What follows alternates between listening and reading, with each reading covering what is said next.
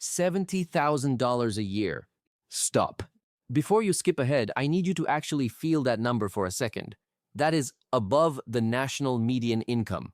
That beats what the vast majority of 28-year-olds in this country are pulling in, and in Nashville, Tennessee, where the cost of living has climbed but hasn't gone completely off the rails yet, 70 grand.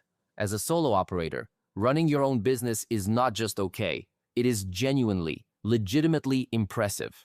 And yet, nearly $40,000 in debt, 3 credit cards sitting at their limits like they're proud of it, a car loan bleeding interest every single month on a vehicle that already lost value the day it was driven off the lot, no emergency fund, not a single dollar set aside for taxes on $80,000 worth of self-employment income, and an investment account she is emotionally protecting while the credit card companies quietly rob her. How? That is the only question that matters today. Because I promise you, the answer is not what you think it is. And by the time we're done, you're going to see yourself somewhere in this story. Stick around. Her name is Sarah. 28. Nashville. She runs a mindfulness and wellness coaching business, online courses, one-on-one sessions, group workshops, the whole setup, and she has built something real. On her best months, she pulls in $7,000, $8,000. Low months, it dips to $2,000 or $2,500, but averaged out across a full year, about $5,800 a month, $70,000 a year, give or take. She works 5 hours a day. I want to be very clear about something before we dig in, because I've sat across from a lot of people in situations like this, and the instinct is always to assume they're lazy or reckless or just bad with money. That is too simple, and it is usually wrong. Sarah built a business from scratch in a competitive industry, grew it to a solid income, and did it essentially alone. That takes real skill and real persistence. The financial wreckage we're about to walk through is not evidence that she's stupid. It is evidence that nobody ever taught her what to do once the money started coming in. I learned that lesson the hard way myself. A few years back, I was consulting for a firm that brought on a young financial analyst, sharp guy, great instincts, earned a promotion within his first year, and got a significant raise. Within 8 months of that raise, he had financed a new car, upgraded his apartment, and maxed out 2 credit cards, keeping up with a lifestyle that technically outpaced even his new salary. He came to me embarrassed, almost sheepish, and said, "I thought making more money meant I was doing better. It doesn't. Not automatically. Not without the framework to manage it." Sarah is that guy. And that guy, by the way, is doing fine now because he faced it. Let's face it. 3 cards. Every single one of them is a problem, just in slightly different ways. Card 1. Balance of $1,750 on a $2,000 limit. That's an 87% utilization rate. She is essentially at the ceiling, and this card is charging approximately $38 a month in interest. $38 sounds like nothing. Run it out over a full year, and that's $456 that walks out the door without buying a single thing, without reducing the balance, without doing anything except existing as a penalty for staying in debt. Gone. Card 2, $3,100. Balance transfer, 0 interest for now. The move itself, transferring a high-interest balance to a 0% card, is technically smart. I'll give her that. But it only works if you attack the balance aggressively during the promotional window. Sarah is not doing that. She is making small payments and waiting. And when that promotional rate expires, this card is going to hurt. Card 3. This is the one. $5,200 on a $5,100 limit. Opened recently. No interest charging yet, but barely. And the balance is climbing. Total. Just over $10,000 across 3 maxed out cards. Now, here is the part that made me put my notes down for a second when I was reviewing her accounts. She has $3,200 sitting in her checking account. She earns $5,800 a month. And she is still swiping on cards that have almost no room left on them. Her explanation for this? She prefers to keep the cash and use the cards, then pay the cards off. Except she is not paying the cards off. She is paying the minimum, sometimes less, and then spending more on top. So every month, the balance goes up a little. Every month, the interest compounds a little more. Every month, the hole gets slightly deeper, and she tells herself she'll fix it next month. That is not a plan. That is how a $1,750 balance becomes a decade-long relationship with a credit card company. 5 months ago, her old car finally gave out. Needed a replacement. Reasonable. What happened next was not reasonable. She walked into a dealership, put $12,000 down, and drove home in a 2020 Honda CR-V with a remaining loan balance of $27,000 at an 8.2% interest rate. Monthly payment, $498. Let's talk about the $12,000 down payment first. On the surface, putting 12 grand down looks responsible, and it would be, under different circumstances. But Sarah already had credit card debt when she made this decision. That $12,000 could have eliminated most of her card balances and changed her entire financial trajectory. Instead, it went toward a vehicle that began losing value immediately. The moment she signed those papers, that CR-V was worth less than she paid. She may currently owe more on it than she could sell it for today. Underwater on a depreciating asset, paying $498 a month, of which roughly $185 is pure interest. Not building equity, not reducing principal, just handed to a lender every 30 days. While at home, the credit cards sit at 20+%, doing their own damage simultaneously. And refinancing? Her credit score right now is 601. The maxed out cards tanked it. No lender is offering her a meaningful rate improvement on that score. The door is closed for now. This is what stacked financial mistakes look like. None of them catastrophic in isolation. Together, they create something that feels almost impossible to escape. I need everyone watching to pay close attention to this section, especially if you are self-employed, freelancing, or running any kind of solo business. Because this is the mistake I see most often, and it is the one with the most severe potential consequences. Sarah is fully self-employed. No employer, no payroll, no withholding. Every dollar she earns arrives in full, with no taxes taken out. She is solely responsible for calculating and remitting federal income tax plus self-employment tax, which covers Social Security and Medicare and sits at roughly 15.3% on top of regular income rates. On $70,000 in self-employment income, her likely annual tax liability lands somewhere between $16,000 and $20,000. Amount currently saved for this? Zero.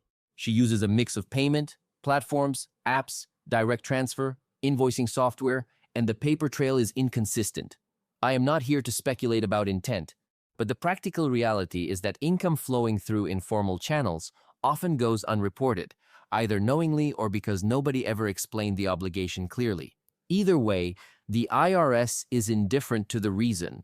The fix is not complicated. 30% of every dollar earned goes into a separate account, labeled, protected, untouched, the moment it arrives. Not after rent, not after groceries. First, before anything, schedule a meeting with a real CPA before this tax season closes. Do it this week. Sarah mentioned her investments early on. There was something in her voice when she said it, a kind of quiet confidence, like having investments meant the situation wasn't really that bad. Here's what she has. A brokerage account worth roughly $1,600, down from its original value. A cryptocurrency position worth approximately $1,400. She bought in at nearly $2,800, so she's sitting at roughly a 50% loss. And a smaller account with about $320.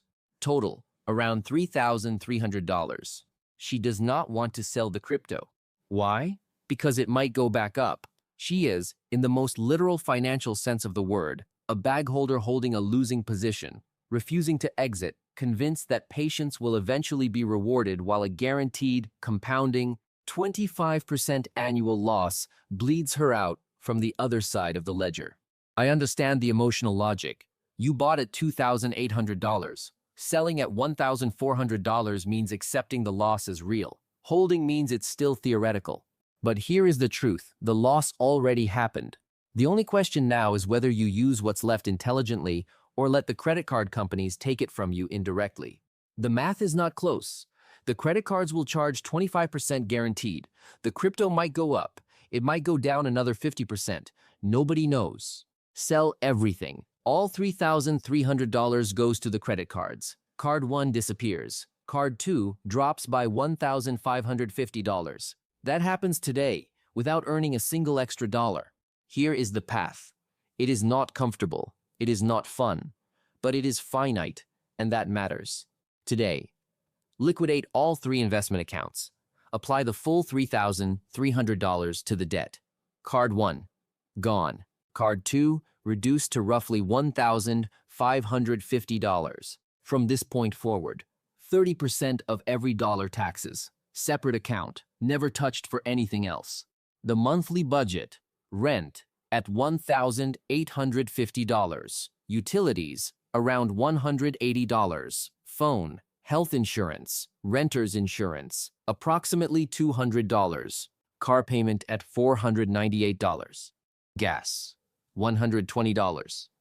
Minimum credit card payments combined, around $280. Strict grocery budget, $450 per month at a regular supermarket, not the expensive ones.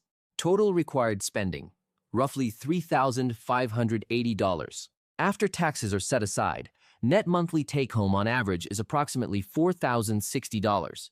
Subtract $3,580 in required expenses. That leaves $480 per month to throw at the remaining debt. This is tighter than it sounds, but here's the thing. Above average income months change everything. A $7,000 month adds nearly $1,400 in extra firepower. Those months need to be treated as debt ammunition, not lifestyle upgrades. Working the numbers honestly, 6 to 8 months to eliminate all remaining credit card debt. 0 restaurant spending, 0 new clothing, 0 subscriptions beyond bare essentials. Not a single swipe for anything non-essential. Then the car. 4 months of aggressive savings builds approximately $8,000 in cash. Sell the CRV. Pay off the loan, possibly a small gap to cover out of pocket. Buy a reliable used vehicle for $7,000 to $8,000 from a private seller, taken to a trusted mechanic for inspection before any money changes hands. Paid in full. No loan, no interest. Total timeline, 11 to 12 months. From today. 4 more months of the same discipline builds a $8,000 to $10,000 emergency fund. After that, and only after that, does the conversation about investing begin. Sarah's story is not really about debt. Debt is the result. The cause is something less obvious and far more widespread. Earning more money without learning to manage money is not progress. Sarah spent years with very little. When the income arrived, real income, more than she'd ever seen, she had no mental model for what to do with it. She did what felt natural. She lived better. She used credit to live better still. And nobody stopped her, because the cards were approved, and the car loan went through, and everything looked fine from the outside. That is the trap. It does not announce itself. It builds quietly, one reasonable seeming decision at a time, until one day you're making $70,000 a year, and you genuinely cannot figure out where the money goes. Feelings are not a financial strategy. Spending to feel abundant is not abundance. Holding a losing investment because selling feels like defeat is not strategy. It is avoidance. Minimum payments feel like progress. They are not. The gap between how a financial decision feels and what it actually does to your net worth, that gap is where most people lose. And there is no shortcut that does not cost you something. Debt consolidation feels like a solution. It often isn't, not when 2 of the 3 cards are already interest-free. Balance transfers feel smart. They only are if you pay aggressively into the promotional window. Every shortcut has a catch, and the catch usually involves taking the foot off the gas exactly when the gas is what's needed. Sarah is 28. She can be completely debt-free before she is 30. She can own a car outright. She can have a real safety net. She can, eventually, invest in a way that makes genuine long-term sense. None of that is unrealistic. All of it is available to her. But only if she does the thing that feels hardest right now. Face the numbers, accept the discomfort, and go through the tunnel instead of walking in circles around it. One thing before you go. Open your bank app right now. Don't wait until later. Pull up the last 30 days of transactions and read them like a stranger would, like someone who doesn't know you, doesn't have context, is just looking at the numbers. What do they say about you? That exercise, just doing that, honestly, is more powerful than any budgeting app, any spreadsheet, any financial advice video, including this one, because the data is already there. Most people just don't look at it directly. If this video made something click for you today, hit like. It takes 1 second and it helps this reach the people who genuinely need it. Tell me in the comments where you're at. I read every single one. No judgment, just perspective. Subscribe if you're new. Every week, a new story. See you then.